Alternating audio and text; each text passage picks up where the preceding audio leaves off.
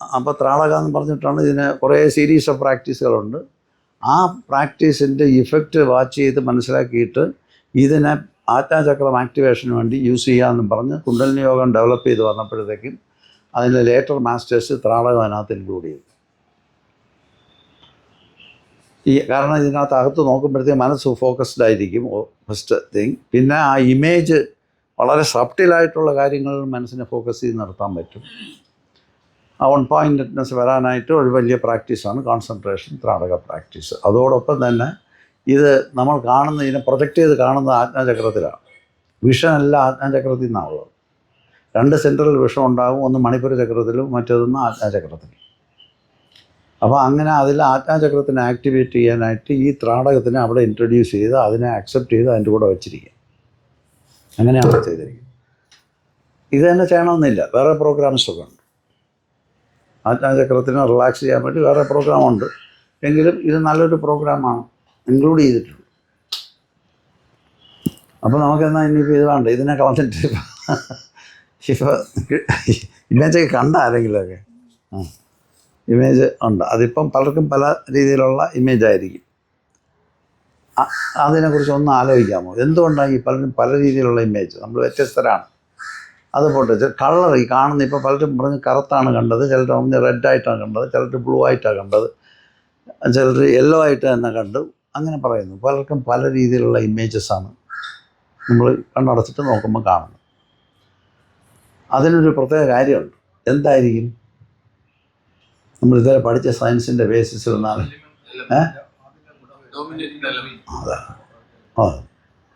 നമ്മളിത് ചെയ്തുകൊണ്ടിരിക്കുകയാണ് പ്രോഗ്രാം. പക്ഷേ നമ്മുടെ ബോഡിയിൽ നിൽക്കുന്ന എലമെൻറ്റ് എൻ്റെ കളറാണ് അതിൽ പ്രൊജക്റ്റ് ചെയ്യുന്നത്.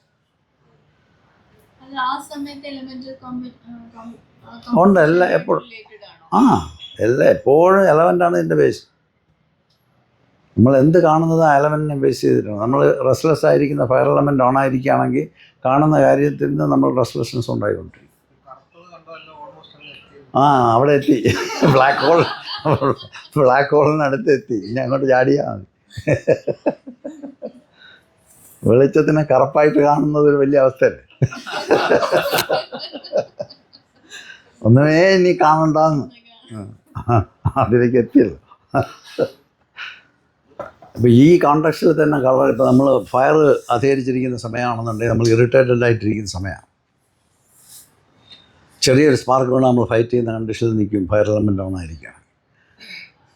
അപ്പോൾ ആണായിരിക്കുന്ന സമയത്ത് നമ്മൾ കാണുന്നത് എല്ലാത്തിലും ആ ഛായ പ്രൊജക്റ്റ് ചെയ്തിട്ടാണ് കാണുന്നത്.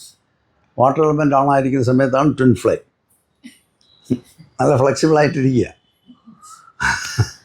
അപ്പോൾ പിന്നെ മറ്റേ ബേസ് ചക്ര ആക്റ്റീവായിരിക്കും, അതായത് എർത്ത് എലമെൻ്റ് ആക്റ്റീവായിരിക്കുന്ന സമയത്ത് നമ്മൾ നല്ല സ്റ്റബാണായിരിക്കും, റോക്ക് പോലിരിക്കും. അപ്പോൾ ആ സന്ദർഭത്തിൽ നമ്മൾ ഒന്നിനും അങ്ങോട്ട് വിട്ടുകൊടുക്കത്തില്ല. നമ്മൾ നമ്മൾ കണ്ടതാണ് കറക്റ്റ് ശരി എന്ന് തോന്നിക്കുകയും എനിക്കറിയാമെന്നൊക്കെ തോന്നിക്കുകയും പിന്നെ എനിക്ക് വേണ്ടത് ഇന്നതൊക്കെയാണ്, എൻ്റെ സെക്യൂരിറ്റിയാണ് ഞാൻ നോക്കാനുള്ളത്, നിങ്ങളുടെ ഒന്നും സെക്യൂരിറ്റി അല്ല, നിങ്ങൾ വേണമെങ്കിൽ പോയി നോക്കിക്കോ, എൻ്റെ കാര്യം ഞാൻ നോക്കാം, എനിക്കറിയാം, ഞാൻ നോക്കും എന്നുള്ളൊരു മൂഡിലായിരിക്കും എർത്ത് എലമെൻറ്റ് ഡോമിനേറ്റ് ചെയ്തിരിക്കും. ഫസ്റ്റ് ചക്ര ഓണായിരിക്കുമ്പോൾ കിടക്കുക. പിന്നെ എയർ എലമെൻ്റ് ഓണായിരിക്കുമ്പോൾ നമ്മൾ കുറച്ച് വിശാലമായിട്ടൊക്കെ ഇരിക്കും. കാരണം നമുക്ക് പ്രൊജക്റ്റ് ചെയ്ത് പുറത്തുള്ള ലോകത്തിൻ്റെ പാർട്ടായിട്ട് കാണാൻ പറ്റും. സ്നേഹം പോലൊക്കെയുള്ള വികാരങ്ങൾ ഉണ്ടാകുന്ന സമയമാണ്. മണിപ്പൂരകം ഫയർ എലമെൻറ്റ്. മണിപ്പൂരം ഫയറല്ലേ, ഫയർ എലമെൻറ്റ് റെസ്റ്റ്ലെസ് എലമെൻറ്റാണ്. ഭയങ്കര ഇൻ്റലക്ച്വലായിരിക്കും ആ സമയത്ത്. അപ്പം നേരത്തെയൊക്കെ ഉണ്ടാക്കിയിരിക്കുന്ന കോൺസെപ്റ്റൊക്കെ വളരെ ഡൈനാമിക്കായിട്ട് ആക്റ്റീവായിട്ടിരിക്കുന്ന സമയത്തായിരിക്കും. അപ്പോൾ അതിൻ്റെ ബേസിസിൽ കാണാൻ പറ്റത്തുള്ളൂ ആ സമയത്ത്. എല്ലാവർക്കും അങ്ങനെയാണ്. ഏതാണോ എലമെൻറ്റ് ആക്റ്റീവായിരിക്കുന്നത് ആ ചക്രം ആക്റ്റീവാണ്. എർത്ത് എലമെൻറ്റ് എന്ന് പറയുന്നത് ഫസ്റ്റ് ചക്രയുടെ കറസ്പോണ്ടിങ് എലമെൻറ്റ്. ആ സമയത്ത് നമ്മൾ എർത്ത് എലമെൻറ്റിൻ്റെ ബിഹേവിയർ പാറ്റേൺ ആയിരിക്കും നമുക്കുണ്ടാകും. ആ ബിഹേവിയർ എന്ന് പറയുന്നത് ഈ എലമെൻറ്റിൻ്റെ ഈ ചക്രയുടെ ആസ്പെക്റ്റുമായിട്ട് കൊളുത്തി വെച്ചിട്ടാണ് അവർ ആ ആസ്പെക്റ്റ് കണ്ടുപിടിച്ച് വെച്ചിരിക്കുന്നത്. ഫുഡ് സെക്യൂരിറ്റി ആൻഡ് ഷെൽട്ടർ ആണല്ലോ അതിൻ്റെ ആസ്പെക്റ്റ് എർത്ത് എലമെൻറ്റിൻ്റെ. അപ്പോൾ അത് വരുമ്പോഴത്തേക്കും ഫുഡ് സെക്യൂരിറ്റി ഷെൽട്ടർ വരുമ്പോഴത്തേക്കും നമ്മളെങ്ങനെ ബിഹേവ് ചെയ്യുന്നു അല്ലേ? ആഹാരം നമുക്ക് വേണ്ടപ്പെട്ടവർക്ക് വേണ്ടി നല്ല ഭക്ഷണം എടുത്ത് മാറ്റിയേക്കില്ലേ? അത് തന്നെ എവിടെ പോയാലും കാണാം. അപ്പം നമുക്ക് കുറച്ചിങ്ങനെ മര്യാദയ്ക്ക് ഇരിക്കുകയാണെങ്കിൽ നമുക്ക് കഴിക്കാൻ പറ്റത്തില്ല. നമുക്കൊരു പ്രിഫറൻസ് ആവശ്യമില്ലല്ലോ ഈ ലോകത്ത്. എന്നാൽ നമ്മളടുത്ത് ഇഷ്ടമുള്ള ആളുകൾ നമുക്ക് വേണ്ടി സ്പെഷ്യലായിട്ട് മാറ്റി വയ്ക്കും. അപ്പോൾ അവർ നമ്മളിലേക്ക് പടർന്ന് നിൽക്കുക ആ സമയത്ത്. അതേ സമയത്ത് നമ്മൾ ബാക്കിയുള്ള ആളുകളെ ഐസൊലേറ്റ് ചെയ്ത് നമ്മളിൽ നിന്ന് മാറ്റി വയ്ക്കുക. അതുകൊണ്ടാണ് അത് ചെയ്യുന്നത്. അപ്പോൾ അതിനകത്ത് ഇങ്ങനെ നോക്കിയാൽ അറിയാം ഒരുപാട് ഡീപ്പായിട്ടുള്ള കാര്യങ്ങൾ അവിടെ വർക്ക് ചെയ്തുകൊണ്ടിരിക്കുകയായിരിക്കും. അപ്പോൾ ചുരുക്കത്തിൽ പറഞ്ഞാൽ ഏത് എലമെൻ്റാണോ നമുക്ക് ആക്റ്റീവായി നിൽക്കുന്നത് ആ എലമെൻറ്റിൽ നമ്മൾ കാണുന്നതിലും കേൾക്കുന്നതിലും ഒക്കെ പ്രൊജക്റ്റ് ചെയ്യും അതിൻ്റെ നേച്ചർ. അങ്ങനെയാണ് ഇപ്പോൾ നമ്മൾ ഫ്ലെയിം നോക്കി വരുമ്പോഴത്തേക്കും അതിനകത്ത് പലരും പലതാണ് കാണുന്നത്. അവരവർ നിൽക്കുന്ന ഡോമിനേറ്റ് ചെയ്തിരിക്കുന്ന എലമെൻറ്റിന് കറസ്പോണ്ടിങ് ആയിട്ടുള്ള ചക്ര ആക്റ്റീവായിരിക്കുന്നതുകൊണ്ട് ആ ചക്രയുടെ ആസ്പെക്റ്റുകളുണ്ടല്ലോ. നമ്മൾ പറഞ്ഞപ്പോൾ ബേസ് ചക്രയിൽ ഫുഡ് സെക്യൂരിറ്റി, ഷെൽട്ടർ, സെക്കൻഡ് ചക്രയിൽ സെക്സ്, ഫാമിലി, ക്രിയേറ്റിവിറ്റി, ഇമാജിനേഷൻ, ഞാൻ ഒരാളാണെന്നുള്ള തോന്നൽ, ഇതൊക്കെ. തേർഡ് ചക്രയിൽ നമ്മൾ ഹൈലി ഇൻ്റലക്ച്വൽ ആയിരിക്കും. നമുക്കിതെല്ലാം ശരിയായിട്ട് സത്യം മനസ്സിലാക്കാൻ നിൽക്കുക. നമ്മൾ പറയുന്നത് സത്യമാണെന്ന് അതിൻ്റെ ഭാഗമായിട്ട് മനസ്സിലാക്കിക്കൊള്ളുകയും ചെയ്യും. വേറെ ആര് പറയണത് ശരിയല്ല, ഞാൻ പറയണത് സത്യം, അങ്ങനെയും കൂടെ ചെയ്യും. ഇങ്ങനെയൊക്കെയാണ് എലമെൻറ്റുകൾ വർക്ക് ചെയ്യുന്നത്. പിന്നെ എയർ എലമെൻ്റ് ആണെങ്കിൽ നമ്മൾ വളരെ കമ്പാഷനേറ്റ് ആയിരിക്കും, ലവിങ് ആയിരിക്കും, അഫെക്ഷനേറ്റ് ആയിരിക്കും, ഭയങ്കര ഒരു കമ്പാഷനേറ്റൊക്കെ ആയിരിക്കും. അതാണ് എർത്ത് എലമെൻ്റ് നേച്ചർ. അനാഹത ചക്രം ആക്റ്റീവ് ആയിരിക്കും. വിശുദ്ധ ചക്രം ആക്റ്റീവ് ആയിരിക്കുമ്പോൾ ഈ പറഞ്ഞ പോലെ ഒന്നും ഇല്ല, എല്ലാം ബ്ലാക്കാണ്. അവിടെ ഒന്നും കാണാനില്ല, പ്രൊജക്ഷൻ ഇല്ല, ഒന്നുമില്ല. അതുകൊണ്ട് അത് ആക്ച്വലി ബ്ലാക്ക് വിത്ത് സ്പാർക്കിൾസ് ആണ്. അങ്ങനെ അതാണ് ഈ ഈത്തർ എലമെൻറ്റിൻ്റെ നേച്ചർ എന്ന് പറയുന്നത്. അപ്പോൾ ആ നിൽക്കുന്ന ഇത് എന്താണോ അതാണ് കാണുന്നതിലൊക്കെ പ്രൊജക്റ്റ് ചെയ്ത് മനസ്സിലാക്കാൻ ശ്രമിക്കുന്നതുകൊണ്ടാണ്. ഇപ്പം ദീപം കണ്ടു, ദീപം ഒന്ന് ഐഡൻറ്റിഫൈ ചെയ്യുന്നില്ലേ നമ്മൾ, അല്ലേ? ഉടനെ ദീപമെന്ന് ഞാൻ പറയുന്നു, നിങ്ങൾക്ക് ദീപം മനസ്സിലായി, നിങ്ങൾ ആ ദീപത്തിൽ നോക്കി. അപ്പോൾ ഈ ദീപം എന്ന് നമ്മൾ പറയുന്നത് വാക്കും ആ ദീപമായിട്ടൊരു ബന്ധമൊന്നുമില്ല, പക്ഷേ എന്നാലും അങ്ങനെയാണ് നമ്മൾ കണക്ട് ചെയ്തിട്ടിരിക്കുക. അപ്പോൾ ആ കണക്ഷൻ്റെ ബേസിസിലാണ് ഇതിനെ റെക്കഗ്നൈസ് ചെയ്യുന്നത്. അല്ല, ഇത് നമ്മൾ കഴിഞ്ഞ ദിവസങ്ങളൊക്കെ ഡിസ്കസ് ചെയ്ത കാര്യമാണ്. ഇതിനെ ദീപമല്ലാതെ ഈ ദീപത്തിനെ കാണാൻ നമുക്ക് സാധാരണ ഗതിക്ക് പറ്റത്തില്ല. ദീപം എന്ന് പറയുന്ന വാക്ക് അതിൻ്റെ കൂടെ വന്ന് അതിനെ റെക്കഗ്നൈസ് ചെയ്യും. ഇങ്ങനെ അല്ലാതെ കാണാൻ തുടങ്ങുമ്പോഴാണ് പെർസെപ്ഷൻ പ്യുവറായി മാറുന്നത്. ഒന്നിനും പേരും ഫോം ഒന്നും ഇല്ലാതെ കാണുന്നതിനെ അങ്ങനെ തന്നെ കാണുക. അതാണ്. ഇപ്പം ഞാൻ കുറച്ചങ്ങോട്ട് കാട് കയറിപ്പോയി, എന്നാലും ഇങ്ങനെയാണ് ആ ഏറിയ കിടക്കുന്നത്. അപ്പോൾ എന്താണോ നമ്മുടെ എലമെൻ്റൽ കോമ്പസിഷൻ, ആ എലമെൻ്റാണ് നമ്മൾ പ്രൊജക്റ്റ് ചെയ്തിട്ട് ആ എലമെൻറ്റിലൂടെയാണ് കാണുന്നത്. ആ എലമെൻറ്റ് റെക്കഗ്നൈസ് ചെയ്യുമ്പോൾ നമുക്ക് ഇമ്മീഡിയറ്റ് ആയിട്ട് അറിയാം ഏത് ചക്രമാണ് ആക്റ്റീവായി കിടക്കുന്നത്. അത് മനസ്സിലോട്ട് നോക്കിയാൽ അറിയാം. നമ്മൾ കഴിഞ്ഞ പ്രാവശ്യമൊക്കെ പറഞ്ഞിട്ടുണ്ട്, ഫസ്റ്റ് ലെവലിൽ ഞാൻ പറഞ്ഞിട്ടുണ്ട്. വയലറ്റ് എന്ന് പറയുന്നത് മറ്റേ ബ്ലൂവും റെഡും കൂടെ ചേർന്നതല്ലേ വയലറ്റ് എന്ന് പറയുന്ന കളർ. അത് തന്നെ. അപ്പോൾ അത് നിൽക്കുന്നത് ഇപ്പോൾ നോക്കിയുള്ളൂ. അതിപ്പോൾ ചോദിച്ചത് നല്ലതായി. ഇപ്പം നമ്മൾ വയലറ്റ് കാണുന്നു. വയലറ്റ് കാണുമ്പോൾ ഒരു ട്രാൻസിഷൻ ടൈമിലാണ് ഇത് കാണുന്നത്. റെഡും ബ്ലൂവും കൂടെ ചേർന്നതിൻ്റെ ഇടയിൽ വരുന്ന കളറാണ് violet. Combination of red and blue. Glowing. അപ്പോൾ ആ സമയത്ത് നമ്മൾ മൈഗ്രേറ്റ് ചെയ്യുന്ന സമയമാണ്. ഒന്നുകിൽ നമ്മൾ അനാഹതത്തിൽ നിന്ന് തിരിച്ചിറങ്ങി ഫയറിലേക്ക് ഇറങ്ങുന്ന സമയമായിരിക്കും, അല്ലെങ്കിൽ ഫയറിൽ നിന്ന് അനാഹതത്തിലേക്ക് കിടക്കുന്ന ട്രാൻസിഷൻ ടൈമിലാണ് ഈ വയലറ്റ് പ്രൊജക്റ്റ് ചെയ്യുന്നത്. അത് കഴിഞ്ഞാൽ കുറച്ച് നേരം കഴിയുമ്പോൾ അതങ്ങ് ബ്ലൂ ആയിട്ട് മാറും, അല്ലെങ്കിൽ ഗ്രീനിഷ് ബ്ലൂ ആയിട്ട് മാറും. അപ്പോൾ അത് എയർ എലമെൻ്റ് ആയി കഴിയും. അങ്ങനെ വരും. എന്താ? അത് കഴിഞ്ഞാൽ അങ്ങനെ വരും. പിന്നെ ഒന്നുമില്ല, ശൂന്യമായിട്ട് ഇടും. അത് വരും. എവരി അവർ അങ്ങനെ മാറിക്കൊണ്ടിരിക്കുകയല്ലേ. എല്ലാ മണിക്കൂറിലെ എലമെൻറ്റിൻ്റെ കോമ്പസിഷൻ നമ്മൾ നേരത്തെ പറഞ്ഞില്ലേ, 20, 16, 12, 8, 4 എന്ന് പറഞ്ഞിട്ട് എലമെൻറ്റുകൾ മാറിക്കൊണ്ടിരിക്കും. 20 മിനിറ്റ് എർത്തിന്, 16 മിനിറ്റ് വാട്ടറിന്, 12 മിനിറ്റ് ഫയറിന്, 8 മിനിറ്റ് എയറിന്, 4 മിനിറ്റ് ഈതറിന്. ഇതാണ് അതിൻ്റെ കോമ്പസിഷൻ. ഈ കോമ്പസിഷൻ അങ്ങനെ ചിലപ്പോൾ മെയിൻറ്റെയിൻ ചെയ്യപ്പെടും, ചിലപ്പോൾ നമ്മുടെ ഓക്കുപ്പേഷൻ അനുസരിച്ച്, മെൻ്റൽ ഓക്കുപ്പേഷൻ അനുസരിച്ച് ഈ കോമ്പസിഷൻ നമ്മൾ തന്നെ തെറ്റിച്ചോളും. അങ്ങനെ തെറ്റുമ്പോഴാണ് നമ്മുടെ ആയുർവേദത്തിൽ വാതപിത്ത കഫം എന്ന് പറയുന്നത്. ഈ എലമെൻ്റ് അതാണ് നോക്കുന്നത്. അത് ഇംബാലൻസ് വന്നോ ഇല്ലെന്ന് പിടിച്ച് നോക്കുമ്പോൾ അറിയാം എന്താണ് ഇംബാലൻസ് ആയിരിക്കുന്നത്. വാതം എന്ന് പറയുന്നത് എയറും ഈതറും കൂടെ ചേർന്നാണ്. പിത്തം എന്ന് പറയുന്നത് ഫയറാണ്. കഫം എന്ന് പറയുന്നത് വാട്ടറും എർത്തും കൂടെ ചേർന്ന കോമ്പിനേഷനാണ്. അപ്പോൾ ആ ഏരിയയിൽ കുഴപ്പം കിടക്കുകയാണ്. അപ്പോൾ അതിനെ നമുക്ക് ഡയറക്റ്റായിട്ട് കണക്ട് ചെയ്യാൻ പറ്റും ഇങ്ങനെയാണ് ഈ ശാസ്ത്രം പോകുന്നത്. അപ്പോൾ എന്താ എവിടെ ആയിരിക്കും ഇയാളുടെ പ്രശ്നം എന്ന് നാട് പിടിക്കുമ്പോൾ പറയുമല്ലോ, അവരങ്ങ് പറയും ഇന്നടത്തായിരിക്കും പ്രശ്നം, നിങ്ങൾക്ക് ഇന്ന പ്രശ്നമുണ്ട്, ഇങ്ങനെയൊക്കെ ഉണ്ട്. അപ്പോൾ നമ്മൾ അന്തം വിട്ടു ഈ പറയണത് എങ്ങനെ പറയുന്നു, നമുക്കുള്ള എല്ലാം അങ്ങ് പറഞ്ഞു. നിങ്ങൾക്ക് മൂത്രത്തിന് തടസ്സമുണ്ടോ? അയ്യോ സ്വാമി ഇതെങ്ങനെ അറിഞ്ഞു? അത് അറിയാൻ പ്രയാസമേ ഇല്ല. ഇത് എലമെൻറ്റിൻ്റെ ബേസിസിൽ അങ്ങ് റെക്കഗ്നൈസ് ചെയ്യുന്ന. അപ്പോൾ എലമെൻ്റ് എന്ന് പറയുന്നത് സർവ്വത്തിൻ്റെ അടിയിൽ കിടക്കുന്നതാണെന്നാണല്ലോ നമ്മൾ സാഖ്യ പഠിച്ചത്. ക്വാളിറ്റിയിൽ നിന്ന് എലമെൻറ്റ്സ് ഉണ്ടായി, എലമെൻറ്റ്സ് തമ്മിൽ കമ്പൈൻ ചെയ്തു, പഞ്ചീകരിക്കപ്പെട്ടു, പഞ്ചീകരിക്കുന്നതിൻ്റെ ഫലമായിട്ട് ഗ്രാസിഫിക്കേഷൻ സംഭവിച്ചു, പിന്നെ അതിൽ നിന്ന് ബാക്കിയുള്ള ദൃശ്യപ്രപഞ്ചം എല്ലാം ഉണ്ടായി. അപ്പോൾ എല്ലാത്തിൻ്റെ അടിയിൽ എലമെൻ്റാണ് അതിൻ്റെ അടിയിൽ കിടക്കുന്നത്. അതിങ്ങനെ മനുഷ്യൻ്റെ സിസ്റ്റത്തിനകത്ത് ഈ പറഞ്ഞ കോമ്പോസിഷൻ 20, 16, 12, 8, 4 അതങ്ങ് പിടിച്ചു വെച്ചിട്ട് earth, water, fire, air, ether എന്ന് പറഞ്ഞാൽ ഇതങ്ങ് ഫിക്സായി.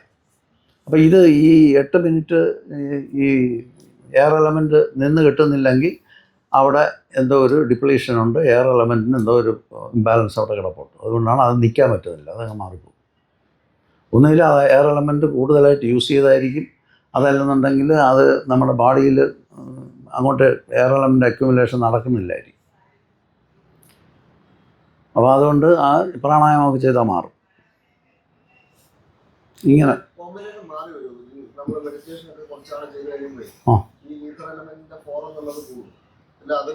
കൂടും, അത് കൂടും. ഇപ്പോൾ ഒന്നും ചെയ്യണ്ട. ഇപ്പം നമ്മളിരുന്ന് ഈതർ എലമെൻറ്റ് വന്നെന്ന് വെച്ചോളൂ, മൈൻഡ് എം ടി ആയിട്ട് അങ്ങ് ഇരിക്കുന്ന സമയം വരുമല്ലോ. ഈതർ എലമെൻ്റ് ഡോമിനേഷൻ ടൈമാണത്. നമ്മൾ ചുമ്മാ ഇങ്ങനെ ഇരിക്കുന്നത്, ഇങ്ങനെ എവിടെയോ നോക്കിക്കൊണ്ടിരിക്കുന്നു. അപ്പോഴത്തേക്ക് ആരെങ്കിലും ചോദിക്കണം, നീ എന്തോ ചിന്തിച്ചോ? ഞാൻ ഒന്നും ചിന്തിച്ചില്ലല്ലോ എന്നാ. ഒന്നും ചിന്തിക്കുന്നില്ല, ഒന്നും അറിയുന്നില്ല, ഇങ്ങനെ ചുമ്മാ ഇരിക്കുക. ഈതർ എലമെൻറ്റ് കയറി നിൽക്കുക. എല്ലാ മണിക്കൂറിലും ഈ 4 മിനിറ്റ് വരും. ആ ഈതർ എലമെൻറ്റ് കയറി നിൽക്കുന്ന സമയത്ത് ആ മൂഡിലേക്ക് നമ്മൾ മെയിൻറ്റെയിൻ ചെയ്യപ്പെടുകയാണെങ്കിൽ ഈതർ ഈ 4 മിനിറ്റ് എന്നുള്ളത് ഇങ്ങനെ മാറി മെയിൻറ്റെയിൻ ചെയ്തിരിക്കുന്ന ഹോൾ പീരീഡിൽ നിൽക്കും. അങ്ങ് കയറിപ്പോവും. അതാണ് ഈ മെഡിറ്റേഷൻ സാധ്യമാക്കുന്ന കാര്യം. ഈതറിൽ നിന്നാണ് മെഡിറ്റേഷൻ സ്റ്റാർട്ടാകുന്നത്. അപ്പോൾ നമ്മൾ ആ മൂഡിലോട്ട് അങ്ങ് ഇരുന്ന് കൊടുത്താൽ ഈ മെഡിറ്റേഷൻ 3 മണിക്കൂർ 4 മണിക്കൂർ അങ്ങ് പോകും. അപ്പോൾ ആ എലമെൻറ്റ് ഈതർ ഡോമിനേഷൻ വരുമ്പോൾ എല്ലാ എലമെൻറ്റിൻ്റെയും റൂട്ട് എലമെൻ്റ് എന്ന് പറയുന്നത് ഈതറാണ്. ഈതറിൽ നിന്നാണ് എല്ലാം ഉണ്ടായിരിക്കുന്നത്. ഈതറിൽ നിന്ന് എയർ, എയറിൽ നിന്ന് ഫയർ, ഫയറിൽ നിന്ന് വാട്ടർ, വാട്ടറിൽ നിന്ന് എർത്ത്, ഇങ്ങനെ ഉണ്ടായിരിക്കുന്നത്. അപ്പോൾ ഇതെല്ലാ എലമെൻറ്റും അതിൻ്റെ റൂട്ടിലോട്ട് പോകാനാണ് ശ്രമിക്കുന്നത്. ഇപ്പം ഭൂമിയൊക്കെ അവസാനം സൂര്യനിൽ ലയിക്കാൻ വേണ്ടി കാത്തിരിക്കുക. എവിടെ നിന്നാണോ വന്നാൽ അതിലേക്ക് പോയിട്ട് ലയിക്കുകയാണ്. കുറേ കാലം കഴിയുമ്പോൾ അങ്ങനെ സംഭവിക്കും. അങ്ങനെ ഈ സൂര്യനും മറ്റ് ഗോളങ്ങളും എല്ലാം അതിൻ്റെ ആ സോഴ്സിലോട്ട് പോയി അങ്ങ് ലയിക്കുക. എല്ലാം അങ്ങനെ ലയിക്കാൻ നിൽക്കുക. ഈ ബ്ലാക്ക് ഹോൾ എന്നൊക്കെ നമ്മൾ പറയുമല്ലോ അവസാനം.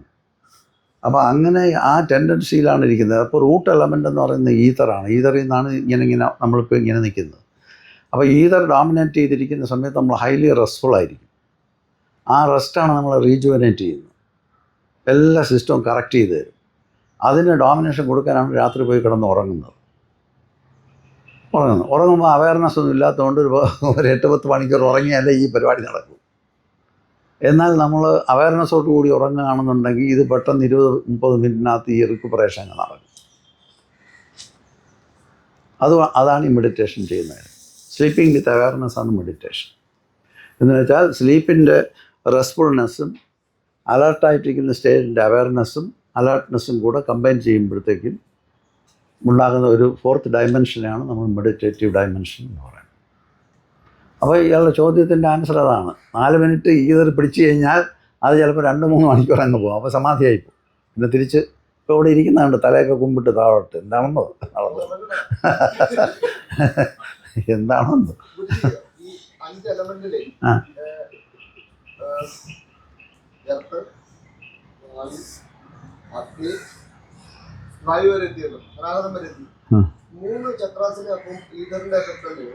എല്ലാ ശാസ്ത്രത്തിനും എല്ലാത്തിനും അതുകൊണ്ട് എല്ലാത്തിനും അത് അങ്ങനെ അല്ല. അതിന് നമ്മളത് പറഞ്ഞില്ലേ അപ്പം സമാധിയിലായിരുന്നു. കുഴപ്പമില്ല, ഈതറിലായിരുന്നു. അപ്പോൾ ഈ പഞ്ചീകരണം എന്ന് പറഞ്ഞൊരു പ്രോഗ്രാം നമ്മൾ പറഞ്ഞ അത് അപ്പോൾ പഞ്ചീകരണത്തിനകത്ത് എല്ലാ എലമെൻറ്റും ഹാഫായിട്ട് ഡിവൈഡ് ചെയ്യും. അപ്പോൾ ഈതറിൽ 2ആയി, ഒരു ഭാഗം ഈതറായിട്ട് തന്നെ ഒന്ന് മറ്റേ ഭാഗത്തിനെ 4ആയി ഡിവൈഡ് ചെയ്തു. ആ 4ആയി ഡിവൈഡ് ചെയ്യുന്നതിൽ എല്ലാത്തിൻ്റെയും 1/4 ഇതിൻ്റെ കൂടെ ചേരും. അപ്പോൾ അത് ഫുള്ളായി.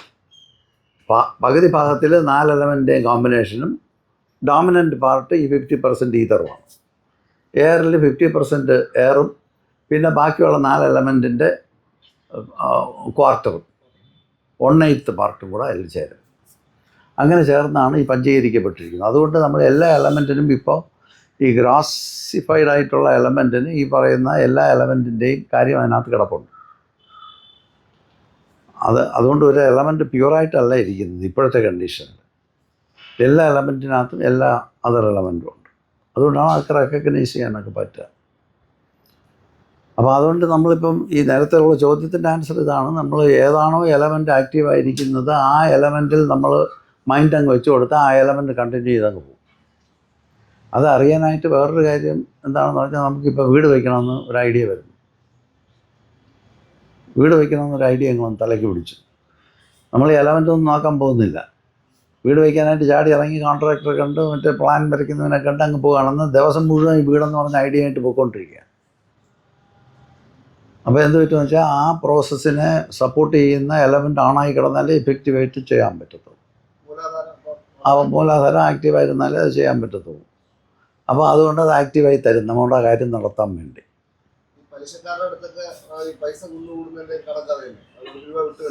ആ അത് തന്നെ.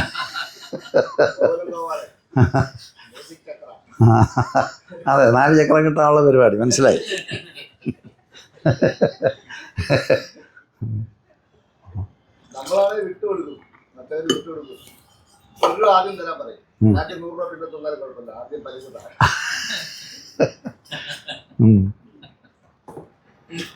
അപ്പൊ ഇനി കുറച്ചു നേരം സമാധിയിൽ ഇരിക്കണോ? അതെ.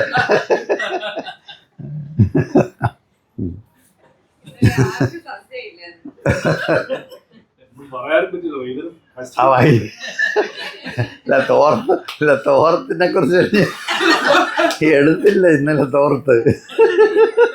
എപ്പോ എടുക്കുമെന്ന് അറിഞ്ഞൂടാ ഞാൻ ഇരിക്കുക. ആ